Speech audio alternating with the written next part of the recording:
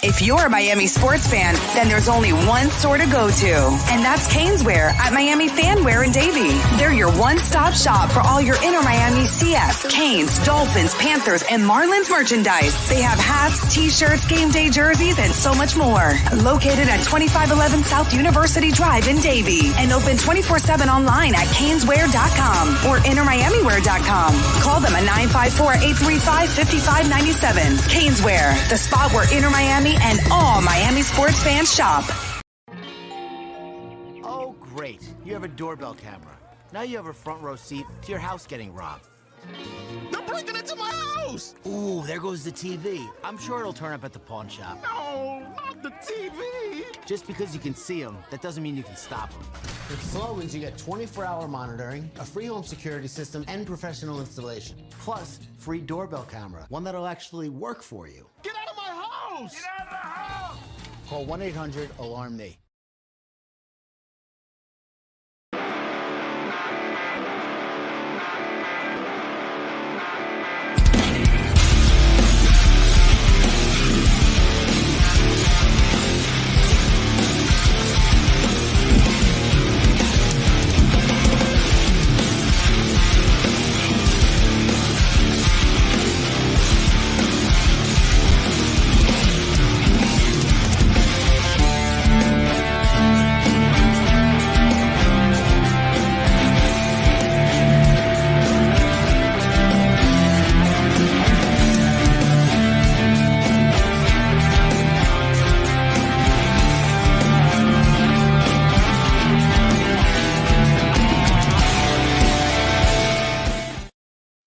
Alrighty, NXT off the air. That means it is Square Circle Digest. I am Sean Stanley coming on the air to talk some NXT.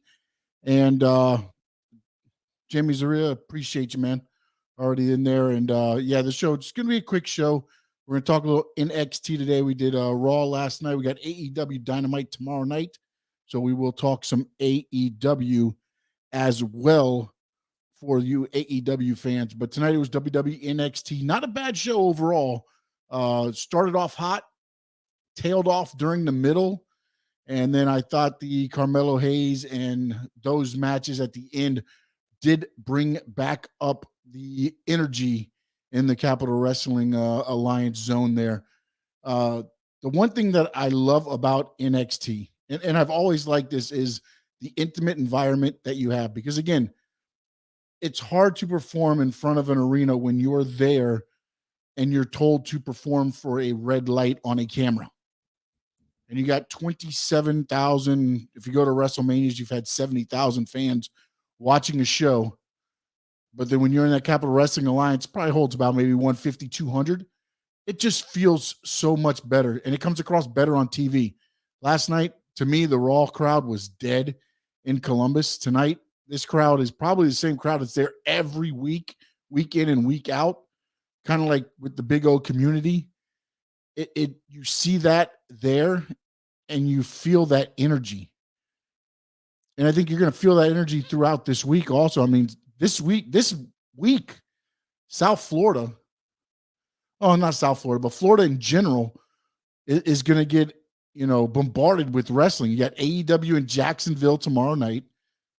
Then you've got SmackDown at FTX Arena on Friday.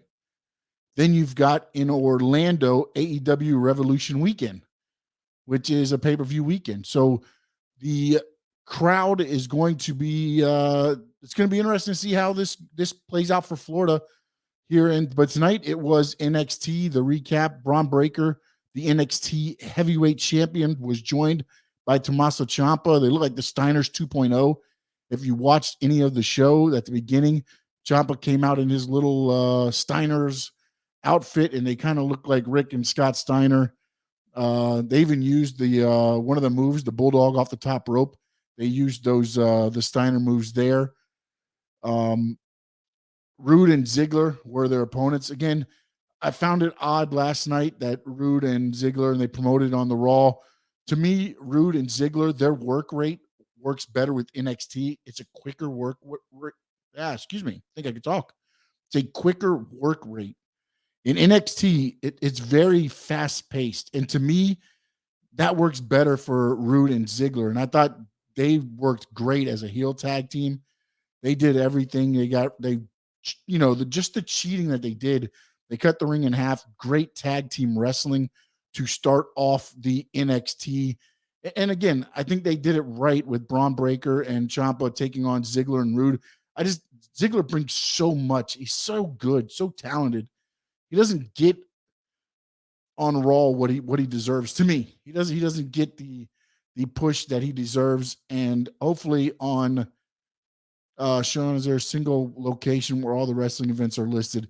So I guess you go to WWE.com, AEW. I'm sure there's some sites that probably list them all out. There's probably like WrestleZone that covers some events and everything like that, but I don't know if there's one specific that kind of goes in. There's not like a Ticketmaster type thing as far as for wrestling events, because there's a lot of indie shows that are all around here. You've got Magic City Wrestling, you've got Coastal Championship Wrestling. There's a lot of different. You got Few as well. There's a lot of independents that all over Miami and up into Broward there. I don't know if there's one single webpage, honestly, Jaime, that sits there and lists every one of them. I mean, they'll cover the big ones, your AEW, WWE usually, but you won't get like all of the wrestling events listed, because the one thing that's kind of big today is Ring of Honor. Their Supercard of Honor, April 1st, is going to be in Texas again. WrestleMania weekend, everybody kind of gears toward that location of WrestleMania. This year it is in Dallas, Texas, in Jerry's World, of course. And that's where a lot of the independents are going to be. Ring of Honor is going to relaunch. They took some time away, restructured, and looks like it's going to be a pretty good card. They're starting to announce a couple talents. They've got Swerve Scott on there. So I think it's going to be a pretty good card. But I want to get back to the NXT. Ellie Knight and Grayson Waller, they promoted their match for next week. Next week's NXT, it looks like it's going to shape up and be pretty good. I mean, again, this card started hot, and then I think it tailed down a little bit, and then at the end, it peaked back up. Almost, it almost reminds me of the way AEW books their cards, is the way they kind of book this NXT. You had that big match at the beginning to start it, get everything hot, then it kind of tails a little bit, and then it starts slowly picking up for the end when you have the big main event, which tonight was Carmelo Hayes and Pete Dunne, and those two went at it. Carmelo Hayes did retain his title there. Steve Chapman, watching an old WWF TV tape from 1976 on Peacock right now. A much better product than today. Yeah, I think it was a lot simpler. And the one thing that I do not like about WWE product is their camera cuts. I don't know. It almost makes me sick. Watch every time there's a punch thrown, it's cut. There's so many cuts that you start wondering what you're watching. And it almost makes you sick sometimes, especially when who is it? New Day, when they start doing the stomps, or anybody that does stomps, when they start stomping, they start doing the different camera angles all the way around. Just terrible. But what TV taping you watching from 76 there, Steve? Love to hear who's actually on that card, because back then, I mean, again, it was your TV tapings was very simple. You had the guy that you came to see, talked about it last night, the guy you came to see against the enhancement talent, or the local guy that you knew who was going to go over, you knew what was going to happen, you knew what the TV taping was to promote that wrestler, so that you buy a ticket to go to the live event. That's how simple wrestling was back in the day. There wasn't all this stuff where you're trying to sell pay-per-views and all that. You're really just trying to talk people into Steve just said, I was just going to mention that at the point of impact, the camera angle change is very distracting. I don't understand why they do it. I don't know if they think they're a movie or what they think you're going to miss something, but my goodness, it is almost to the point of nauseum for me. Again, you get nauseous watching it. But again, going back to the NXT, they had the Dusty Rhodes women's tag team classic tonight. You saw Dakota Kai and Wendy Chu. They ended up beating Indy Hartwell and Persia Prada. And then also Raquel Gonzalez and Cora Jade. They won their match. And the interesting thing was last year, Dakota Kai and Raquel Gonzalez won the Women's Dusty Rhodes Classic. And this year, they're going to fight each other on separate opposite teams, with one going to the finals to possibly become back-to-back classic champions there. So it's going to be interesting. A lot of women's matches tonight. The one I do want to talk about, though, was they had Lash Legend versus Amari Miller. I want to send out some thoughts and prayers to Amari Miller. There's been a on Twitter going around where I believe she was stretchered out of the arena from the ring area. So hopefully everything is good with her. I haven't got any updates. I'm checking out periodically to see if any updates on what happened. It didn't look like she took any bad bumps, but I'm not sure what happened possibly during the match. I have to go back and rewatch it, but she was stretchered out. One of the things with Lash Legend, again, this is NXT. This is developmental. I think they're trying to give too much to her too soon. I thought with Amari Miller, you just kind of put her out there and just kind of let her dominate Amari Miller a little bit. I think they tried to have her do too much, and hopefully, Amari Miller didn't suffer any big injuries, but I'll keep you updated on that. So make sure you follow me on Twitter. My Twitter and Instagram handle is right there at Sean_Stanley11. I tweet out bad South Florida sport takes and wrestling takes, and also a little bit of NASCAR and very little F1, but I'm getting into F1 now. Steve Chapman said he always thought I think he's talking about the camera angles, always thought it's to mask how fake it looks. You don't really notice as much when the camera angles change. But also, again, when you go back to, the Attitude Era, they weren't doing those changes. You went to the wide shot, right? If you wanted to, you had the wide shot, or you went to the other side of the ring to kind of mask those. You didn't have to do 10,000 cuts to just get to an angle. Finn's Tailgate, what's up, Sean? Can't catch the live show, but I'll catch the replay. Stoked for the content. Thanks a lot, Finn's Tailgate. Thanks for checking in. And yeah, everything will be up, and also it's on the audio podcast as well right after we're off. Again, not going to go as long as we did yesterday. Probably maybe go up to about 10:45, 11 tonight. Just talking wrestling NXT. Tomorrow night, probably a little bit longer. AEW Dynamite. It's going to be a stacked card tomorrow night, and it'll lead up to the Revolution pay-per-view. And I thought this NXT card leading up to next week, they set up a couple matches, LA Knight and Grayson Waller, last man standing match. One thing that WWE, to me, doesn't do well is in feuds. You're going to have a last man standing match. That should be the last time these guys see each other for a while. And what will happen in 2 or 3 weeks, they'll probably end up in still feuding or something like that. That's the one thing that irks me a little bit about the way WWE does their things. And it's not that they don't have enough talent. You can get guys to move on. I just feel like they have trust in only very few people to be up on that spotlight. And when they're on that spotlight, which we discussed last night, the Roman Reigns, right? Roman Reigns, Brock Lesnar. They're on the spotlight, and that's what you get. Roman Reigns and Brock Lesnar. John Cena. Let's go back. John Cena. Before that, who was it? Shawn Michaels, Bret Hart. Before that, Hulk Hogan. You always get those guys that are kind of fed to you and just overfed to you. And that's kind of the mentality of what they go with in WWE. And I'm hoping NXT kind of breaks away from that. But again, Vince McMahon's in charge of NXT now. So we'll have to see where that goes.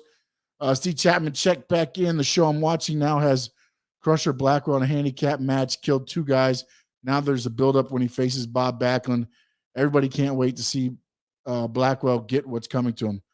That's one of the things too. When you look back, and I grew up on Florida Championship Wrestling, and Kevin Sullivan was the antagonist. It was the big heel here, and the Prince of Darkness, and he had the Purple Haze and Mark Lewin, Buddha Dean, and you had all those guys, and then you had Dusty, who was the good guy. You had Barry Windham, Kendall Windham, Blackjack Mulligan, all those guys, the good versus the evil, and those everybody wanted to see Kevin Sullivan get his, right? And that's the thing back then, even with Bob Backlund, who, to me, Bob Backlund was probably one of the best wrestling or wrestler, champions. But man, was he, think about Bob Backlund today in pro wrestling. It wouldn't work. It would not work. He was just a great talent. He knew how to work. He could get you and fold you like a pretzel in a heartbeat.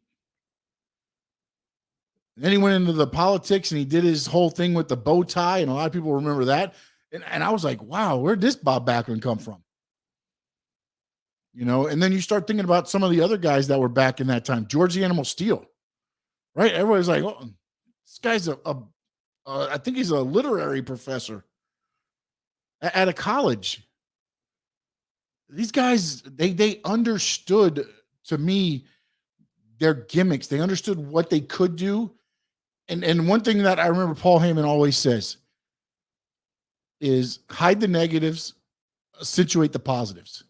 And he talked about this with ECW. He said we couldn't contend with WWE and WCW with their backgrounds. We didn't have a Tron or anything like that. So what we did was we made it dark. We just made it dark and grungy looking. And people started to gravitate to that. Because less is more. Less is more in pro wrestling. Less is more.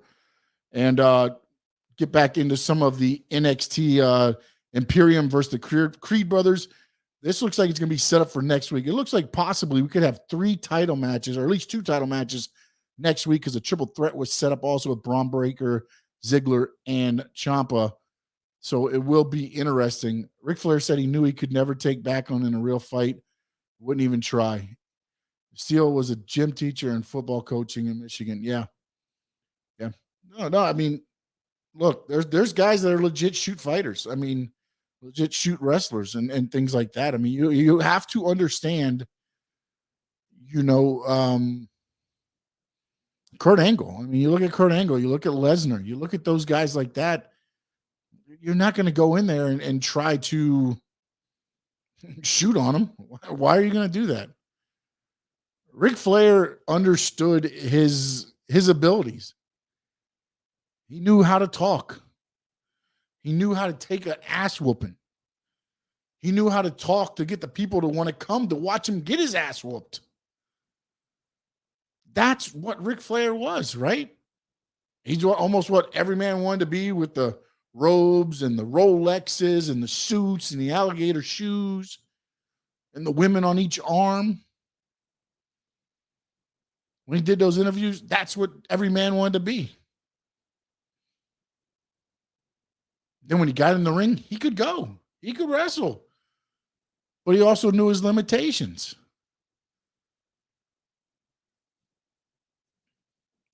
Uh-oh. Steve, no, don't. You can distract me all you want from today's wrestling, honestly, man. And Jaime says, I remember the good versus evil in Mexico was Los Rudos Contras Los Técnicos, or Brutes versus Técnicos. Yeah. Jaime, let me ask you something, man. I guess, do you watch the AAA, or do you even watch the wrestling at all, or you just know about it? I have a question about the Mexican wrestling style. They have tag team matches, but there's no tags. You just come in and go out as you want. And I've never understood that end of it. Is it that much of a difference between the Mexican style and the, I guess if you want to call it WWE and AEW, the American style, with those? Because I know they do a lot of 6-man tags and tag teams, and there's a few single matches, but there's hardly ever any tags. It's just You get thrown out of the ring, somebody else comes in. That guy gets thrown out of the ring, and you come back in.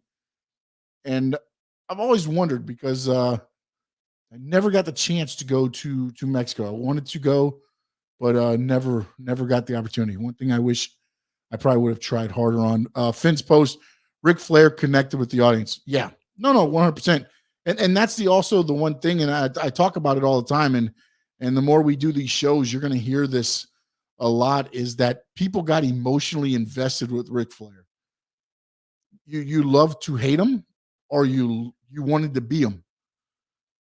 So like you're saying, he connected, but he got you emotionally invested, right? He made you believe in everything. I mean, look what they did to instill the Horsemen. They bought a jet, a private jet, so they could always fly in and out. I remember one show he did down here at Fort Lauderdale Yankee Stadium at the time. He came in on a helicopter. They brought him in on a helicopter. Not the first time it was done, because it's been done before at other places. But again, it adds to that aura of Flair. You never saw him drive. It's always limousines. It's chauffeurs. It's everything was done for them. You saw all that stuff. I go back, $1 Million Man, Ted DiBiase, right? The name was brought up yesterday, Virgil, right? You never saw Ted DiBiase really get his hands dirty. It was Virgil. Hell, he bought the heavyweight title from Andre the Giant. Those things like that get you. It's investing in your character. I mean, and if you've watched, there's a Ted DiBiase documentary, which I recommend. I believe it's on Amazon, and it goes through, everything he went through, and he went through some dark times with that character, because he started living that lifestyle of the $1 Million Man. They gave him the money to live that lifestyle, and he became that. And if you knew Ted DiBiase before he became the $1 Million Man, Mid-South, UWF, that Ted DiBiase was completely different than the Ted DiBiase you saw with the $1 Million Man. See here. He did that all over the world. He arrived on a helicopter. Yeah, in Puerto Rico. That's one of the things, though. It's you start seeing that over and over and over, and then you realize that, you know what? It's not just a character. It ends up becoming who they are. And that is ultimately, like Stone Cold, he said, I never could figure out, it never clicked for me until I became the Stone Cold Steve Austin character, because he was trying to be something he wasn't. He was trying to be the pretty boy with the blonde hair, stunning Steve Austin. And it just never clicked. He just never got the thing. I mean, they had the blondes with him and Brian Pillman, rest in peace. So he had those glimpses, but he never had that character that he felt was his, until he got the Stone Cold character, which came off of being the Ringmaster, which was a character that he hated. He simply hated it. He was using Ted DiBiase's title. He was using Ted DiBiase's finisher. And then they broke away. And the thing with Jake Roberts, it was a blessing in disguise. The way the whole thing went down. He had to go he got stitches. He comes back, wasn't able to really go over anything with Jake. They got to the match. They did the thing. He comes out and he says, Austin 316 says, what do you say? You thump your Bible and say your John 3:16. Well, Austin 3:16 says, I just kicked your ass. And the next night, Austin 3:16 is born. And the rest is history. Joseph Rodriguez, Nikita Lyons, she's got potential. And again, that's one of the things I hope. Tonight, I thought they rushed the legend, Lash Legend. I thought they rushed her a little bit in that match. And now apparently those two are going to be going into a program together, because she's going to be, Nikita Lyons is coming to be on the Lash Legend show next week on NXT. So they're going to do a program with those two, and hopefully Lash Legend picks up a little thing. I thought Nikita looked pretty good. She still got a little bit of polish to do, but But it's going to be interesting to see. But again, that's why they're at NXT, to work on all of this stuff. But unfortunately, they got to work on it in front of eyes, because if you're not doing that, and Finn Spose, I agree. She has an it factor. She has a look and she has an it factor.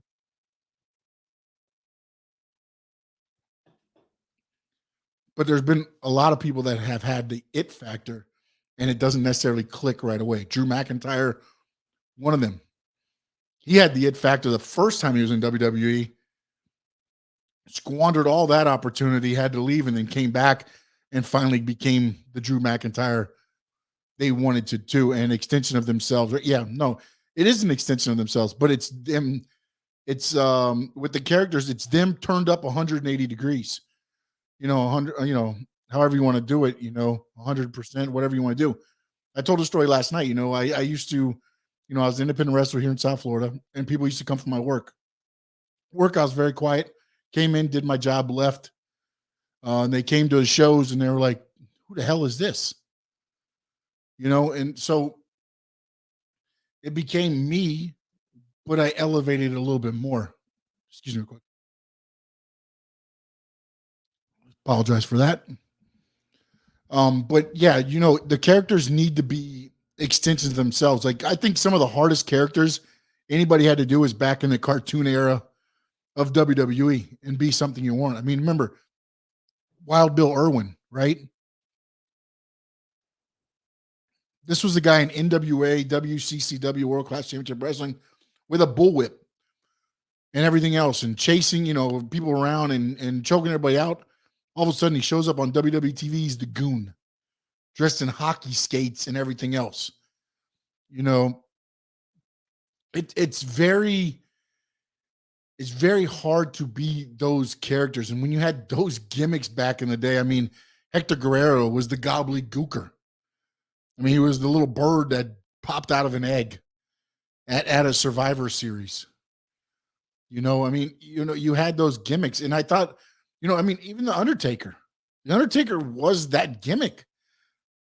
The thing with that whole thing was, though, that, Mark Calloway or Undertaker, however you want to look at it, was smart enough to understand that, okay, he slowly had to evolve the character to being more than just this guy that just walks and doesn't really talk. So he slowly evolved the character. You saw different changes in his clothing. The sleeves came off. The gloves went from purple to gray to black to no gloves. You had the hat. You had a longer trench coat. You had different things.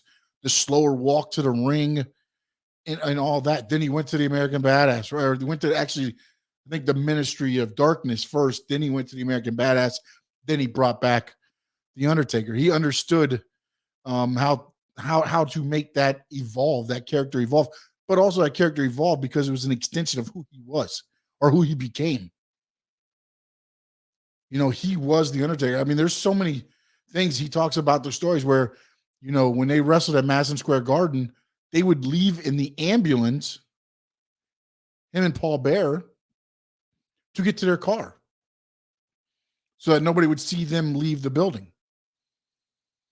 And again, that was back then. Now it is a different era of professional wrestling. Hamizura said the good guys are technical, would win even when the bad guys didn't follow the rules. Amazing. Yeah, no. I mean, that's one of the things that you do. It's the good versus evil, right?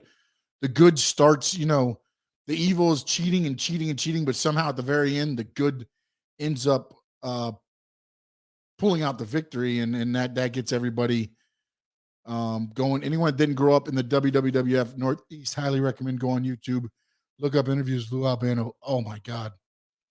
Lou Albano, the Grand Wizard, Freddie Blassie, all those guys back then were just, the managers back then were, to me, were so good when you looked at, I remember Fred Blassie with Iron Sheik and Nikolai Volkov. You had the Grand Wizard, like I said, Captain Lou Albano, probably more known with the whole thing with Cyndi Lauper and everything going there. Yes, kayfabe. It's it's unfortunately it's something that has probably been lost. And Andre Roscoe, go ahead and fire it up, buddy. Go ahead. But no, getting back to kayfabe, that's something that's lost. I did a mask gimmick. We were in St. Louis, and we were wrestling in Illinois. Actually, flew into St. Louis and wrestled in Illinois. Um, once we got off the plane and got to the rental cars, or we were going into the cities where the mask went on. We drove in with the mask on. I mean, and again, this is looking back. I got out in about 2014, 2015 area. So it's been a while, but again, I think, and I still think, it's still there, because there's that thin line to where you see something and you go, okay, I know it not supposed to look like it just looked, but I think that just happened. You know what I'm saying? Those are the times where you kind of sit there and you have to look at it. And that's the part of pro wrestling that people, sit there and you fall in love with it. Because again, it really is like watching it's a live soap opera. If you want to go that route, you can sit there and call it a live soap opera. But it's being done live in front of you. Everything's playing out. And then again, there's a lot of trust in pro wrestling. Finn's post, that's the golden era of wrestling. It was simple, but had us interested constantly. I think if you grew up in that era, listen, here's one of the things too that, I remember there's that old school thinking of what a wrestler is, I guess. When you see someone, you're like, oh, that guy could be a wrestler because he's 6'3", 6'4". Oh, that guy can't be. And I hear it all the time, especially when people start looking at AEW. And when they look at AEW, it's like, oh, you know what? Those guys don't look like wrestlers. But man, they're so damn athletic. They are so damn athletic. They have more athletic in their pinky than I probably have in my whole body. And that was when I was doing, the wrestling. I was never a high flyer. I was the, hardcore type, ground and pound, technical type wrestler. That was me. I wasn't coming off the ropes. None of that stuff. That wasn't me. But for people to sit there and take away what they're doing just because they're not 6'5", 275, or all that stuff, to me, it's one of those things where everything changes, right? Football, before it was all, run the ball. Now it's all pass. Everything kind of evolves. Well, welcome to the evolution of professional wrestling, right? And I hate to say it this way, but the women used to be the eye candy in pro wrestling. Now half the women are probably more talented than the guys that are wrestling. Andres Orozco, when WCW went out of business and WCW roster joined WWF, was amazing. NWO and No Way Out pay-per-view. Yeah, once everybody got over, yes, the thing was you had to wait for a lot of contracts to expire. Because the thing was, Hogan and a lot of the guys, the higher paid guys, were actually being paid by Turner Broadcasting. They weren't on WCW's payroll.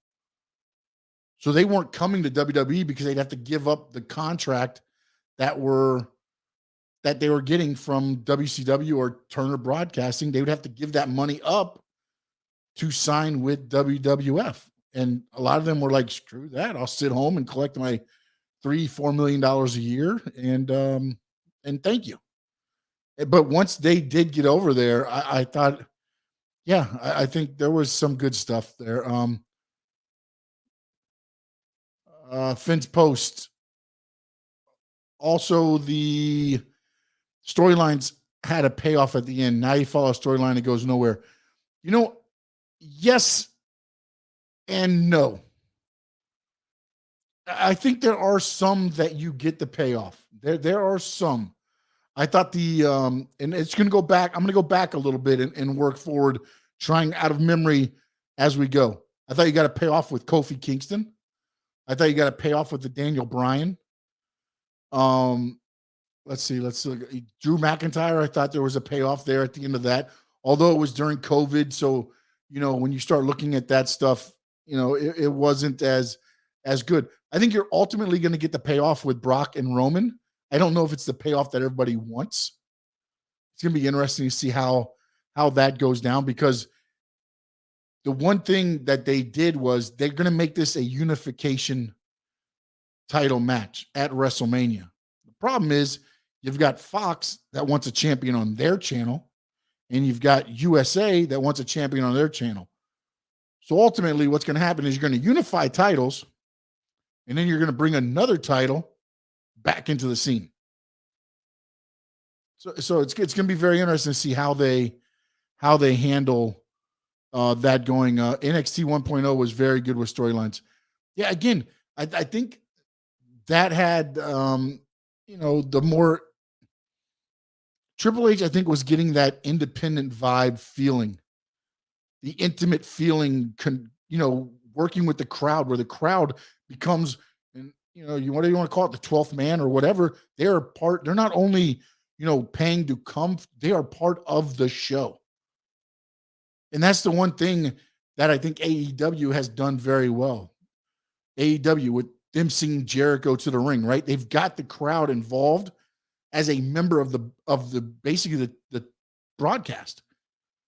They're not just like, okay, those guys are there, go to the red light and work for just that red light because that's what we're doing here. No, they are working the crowd. The crowd is also coming back and working with them.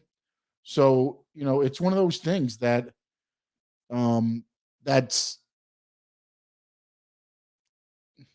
it's lost. It's lost with WWE to me. When you watch Raw last night, fans were sitting on their hands. You watch NXT tonight, same company, WWE, totally different vibe. Smaller crowd, different setting, but also there's more energy on the NXT broadcast. You watch the AEW broadcast tomorrow night, there's going to be more energy. You go to SmackDown, when Roman's out there, there's going to be energy. When Kofi and New Day and them are out there, there's going to be energy, but there's also going to be a lot of times where not a lot going on. Not a lot of energy being fed there. Steve Chapman, no real feuds, be able to suspend reality and think that the Iron Sheik and Sergeant Saw really hate each other, even though you knew they were probably friends. Does anybody know the Iron Sheik Hacksaw Duggan story? Has anybody been, they were going to be feuding with each other, but they got pulled over together. And in those days, that could not happen. And then they ended up letting both of them go back in the day. That was, they got pulled over. They had some drugs on them, and both of them, the feud was ended, and both of them were let go. Let's see here. Joseph Rodriguez, one of my favorite memories, I was 9. Kurt Hennig was in the parking lot after 98 bashes at the beach, started giving the finger to me, and everyone walking by on a bridge was full heel. Kurt, I was on a card with him one time, and man, he's a nice guy, but he's one of those guys that is brutally honest. And at that point, he was probably a little bit bitter on the business side of wrestling. So if he did not like what you were doing in the ring, when you came back through the curtain, you would know. You knew right away. But he was a great guy. Rock versus Stone Cold, Eddie Guerrero versus Rey Mysterio, The Rock versus Hulk Hogan. Rock versus Hulk Hogan was one of the, I've watched it a bunch of times on Peacock, and it's still like when they start the chants, and then when Hogan starts going back to Hulk Hogan instead of Hollywood Hogan, that crowd, they had them just in the palm of their hands. They were just moving their heads side to side, and they had the crowd in the palm of their hands. Fifth was, it was Hacksaw Duggan with Sheik. It wasn't Slaughter. It was Hacksaw Duggan. Agree, NXT and AEW use a smart mark crowd to their advantage. Yeah, I mean, why not? Why not? I mean, it's it's one of the things, that you're not going to be smarter than them right now with the internet and everything that's going on today. That those days are done. Those days, you'll get every once in a while, you'll get the surprise, but for most of the time, I mean, look what AEW had to do with Adam Cole and Daniel Bryan, right? They had to bring out one, then you're like, oh, okay, all right, it's Adam Cole. It's not going to be Daniel Bryan. And then they brought out, they brought out Daniel Bryan afterwards. It's one of those things where you're not really going to be surprised by much anymore because there's so much happening on social media and the internet that there's no surprises anymore. There's really not.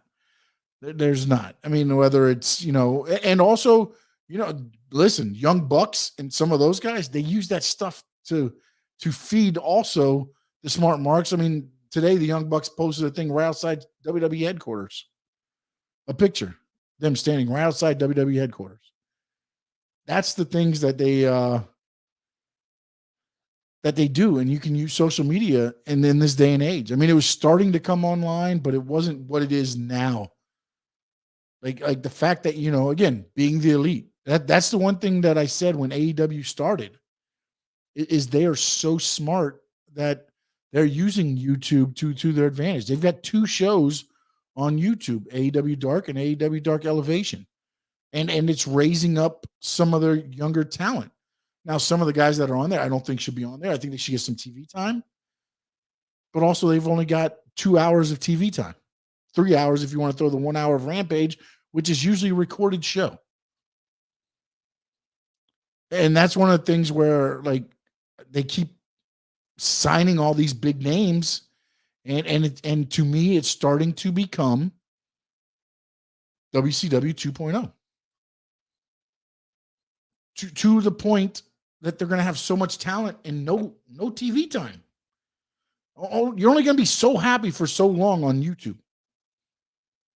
They're getting views. That's 100%. But I just think that, ultimately, you're going to have to figure out a way to get more TV time. Whether it's on Fridays, maybe you go from 9 to 11, make it 2 hours. I don't know that you want to go competition with SmackDown because they're on a national station. They're on Fox. I mean, Fox is going to get a lot more viewers than you're going to get on TNT or TBS. That's why every time somebody asks me, like, how do you think AEW is doing against WWE? I say, how are they doing against Raw? Right now, AEW is drawing a 1.0, a 1.01, sometimes a little below that. Raw's consistently doing about a 1.5. So in the viewing and the ratings, WWE is still ahead of where AEW is. Yes, AEW is more talked about. Yes, AEW's got that shock factor. Yes, AEW is all that. But the facts are, Raw still drawing more eyes to their product than AEW is. And I look at the USA versus the TBS and TNT. I don't use Fox because Fox, anybody with a TV usually can get Fox, so anybody can watch that.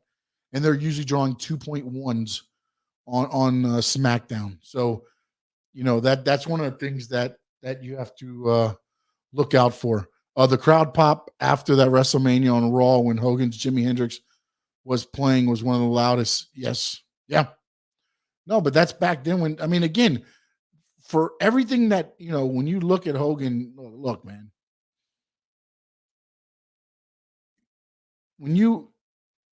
with wrestling, the Mount Rushmore of wrestling, okay, you have to look at it as probably a bunch of different Mount Rushmores, right? There's a Mount Rushmore of draws. the Mount Rushmore of making money, the Mount Rushmore of actually being able to wrestle. You know, there's different things, and everybody's got their own opinion on what that that is. So it's very interesting because it always it you know, like everybody's like, oh, who's on your Mount Rushmore of wrestling, and it's like, I mean, to me, you've got to put Hogan and Vince McMahon on a Mount Rushmore, because if it wasn't for them, this pro wrestling that we have today never starts. Never starts. If Bob Backlund doesn't get hurt and Hulk Hogan fills in and beats the Iron Sheik, where's wrestling at today? And I think it's a totally different WrestleMania if you've got Bob Backlund and Mr. T against Roddy Piper and Paul Orndorff. I think that's a totally different thing, and it would be very interesting to see where that goes. Andres asked, Sean, should Dwayne Johnson get into the wrestling business? I believe he's invested in XFL. Look, man, don't waste your money. Don't waste your money, Dwayne. Dwayne, honestly, with The Rock is too smart of a businessman to probably even do that. Really is. Really. I mean, look, man. I mean, think about this, okay? You have to have a payroll. And AEW did a tier so they could kind of have an idea of their payroll, okay? Which is all fine and dandy. But then when you start, you know, now MJF has become a big star. He's going to have to make more. Wardlow's become a big star. He's probably going to have to get more. The tiers are not going to work. When you start looking at payrolls, if you have 10 to 20 wrestlers, and let's just say they're making $150,000, that's $3 million just on payroll. And that's only 20 wrestlers, by the way. I mean, that's not even. And then if you start looking at you know, buildings that you got to rent out, marketing you have to do, what's your return on investment? What's your ROI on that? It's not too much, man. If you're not there, and again, WWE also I don't know how much they are technically. I know they're making some bank on the wrestling side, but remember, they went into the music, they went into movies, they've branched this WWE, you know, World Wrestling Entertainment. They branched away from wrestling. Wrestling got them started, and then they have, you know, grown the olive tree to what it is today. So that's one of the things that I think, you know, when you look at the money it would cost, could you run a little local show and do things like that? 100%. But I think if The Rock was to get in the wrestling business, he's going to want to compete with WWE. He's going to want to compete with AEW. He's not going to be happy just running a show, you know, to run a show. And that's one of the things, and that's a lot of money. That's a big investment. You have to remember too, you know, AEW's got con money. So, you know, and also one of the things that helped them out is, guess where they wrestled at during the COVID? The Daly's place right outside of Jacksonville Stadium right there. They're not paying for that. WWE far way ahead. Yeah, I mean, it is, like I said, I think when you look at Raw and you look at Dynamite, the product on screen, Dynamite, I believe, is beating them. It's not showing in the ratings. But to me, that product is better. It's more equated to what the fan of wrestling wants today. It really is. And I think what you're going to end up seeing after WrestleMania is Roman Reigns is probably going to win the titles, unify the titles. And you're going to see Roman Reigns on Raw and SmackDown. You're going to see a lot of guys probably going back and forth. They're probably going to do away with the brand, or they'll do something, because They've got to do something to get Raw more interesting and more eyes on it. Because if you're doing a 2.1, and I get it, there's more people that can watch Fox than USA. But if USA is paying you X amount of money and Fox is paying you X amount of money, when you start looking, those stations are going to be like, look, if they're giving you that and they're getting this in return, we're getting this many eyes. We're going to cut what we're giving you now. And it becomes business. It ultimately becomes business. And AEW right now, think about it. I mean, they are helping TBS and TNT with their programming because none of their shows are getting eyes on a product like they get with those. Macho Man Randy Savage is in the Mount Rushmore for me. I mean, again, the one thing is like, I don't think I can really argue anybody that says on their Mount Rushmore, because to me, it's just like wrestling. You're gonna like who you like. You're gonna hate who you hate. I mean, for me, Sean, who's your Mount Rushmore?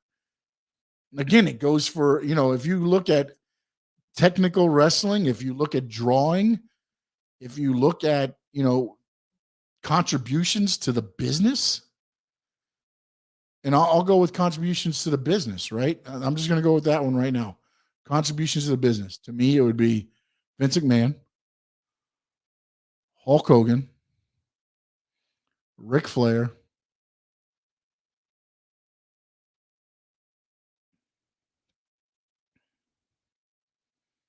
the last one here, I'm trying to think. And I want to say The Undertaker with the contributions to the business, but I'm looking back to see. I think maybe it'd be The Undertaker for the way he brought, everything up. I mean, yeah, don't get me wrong. Stone Cold is there. Stone Cold's a draw. Stone Cold to help change and do some of those things there also. But I think the one, Vern Gagne. I mean, Vern was a hard ass, man. He was a hard ass. And if you want to believe stories and you want to believe what Iron Sheik said, I mean, Vern Gagne was going to give him $100,000 to break Hulk Hogan's legs on that match in 1984. Andre the Giant. Yeah, Scott. I mean, again, but when you look at Andre the Giant, right? He was a spectacle. Right? When you look at Andre the Giant, he was a spectacle, right? Everybody brought him in and knew he was going to draw because of just his sheer size. Nobody's seen that. I mean, he would take cans and hold them in his hands, and it's like they look like little what's the little sewing thing, the little thimbles or whatever they're called. Those, he was a spectacle. I mean, again, whoever you put on I can't sit here and say, I mean, I've seen people, today, my daughters, everything else, Adam Cole would probably be on our Mount Rushmore. So again, the Mount Rushmore is very opinionated. Andres, why you say damn? What was the damn for? See if he comes back here in a minute. We're gonna be cutting it out here in a moment, but I appreciate everybody that's been on here with me, and thanks again. Night 2 AEW Dynamite is tomorrow night, so we'll be back 10 o'clock tomorrow night. We'll talk up AEW Dynamite, what happened on the show. Forgot about Vern. Oh, forgot about Vern. Yeah, no. I mean, again, but when you start looking back at territories, I think what Vince and Hogan did and brought it to, and again, remember, Vince McMahon Sr. sold to Vince McMahon Jr. on the deal that he would not go and destroy the territories. And Vince poo-pooed on all that and made the WWE what it is today. Because he said, hey, I'm taking Hulk Hogan from the AWA. Let me go down here and let me see who I can take. Greg Valentine, let's get you from Mid-Atlantic. Ricky Steamboat, let's bring you up. Roddy Piper, I like you. Paul Orndorff, let's bring you up. Let's see. I need some celebrities. Who we got? Oh, Captain Lou. You know Cyndi Lauper. Hey, let's get her there. Oh, we can team up with MTV, and all of it just created a perfect storm, which led into WrestleMania. And from there, wrestling grew. Wrestling ultimately grew from there. So I think Vern was more of, and again, I watched on ESPN the AWA days. AWA, I used to go home and watch that at like 3:30 in the afternoon, right after school. I think it was 4:00 actually on ESPN. AWA. It was world class for a while, then AWA took over. But I just don't think on a level of personal sacrifices, Vern Gagne put everything into pro wrestling. Yes, 100%. But contributions and what it equated to in the business, I think that would be my my Mount Rushmore there. Tomorrow, what I'll do is I'll put together my Mount Rushmore for I'll do draws tomorrow. Mount Rushmore of draws of wrestlers who drew money. And most of it will be probably newer guys because you drew a lot more money when newer guys. But also I'm gonna look back at, again, during the Ric Flair, Dusty Rhodes era, definitely some money was pulled in there for those gentlemen. Jaime, thank you. Andres, thank you. Finn's Post, thank you. Steve Chapman, thank you. Everybody else in on the chat. Joseph, thank you. Again, everybody, thank you so much for all the support. I think I've missed somebody right there. Where I see Joseph Rodriguez, thank you, my man. Thanks everybody that was tuning in and listening. If you're listening on the podcast, don't forget, you got a question, hit me up on Twitter or Instagram. My handle's right there at Sean_Stanley11. You can hit me up on there anytime or also on the Big O Radio Show at yahoo.com. Just put down wrestling question and we'll talk about it on the show tomorrow night, 10 o'clock. I'll be back right here. We'll talk AEW Dynamite and we'll look ahead to the Revolution pay-per-view. All that tomorrow night. So thanks again, everybody. And as in the words of the great Gordon Soley, so long from the Sunshine State.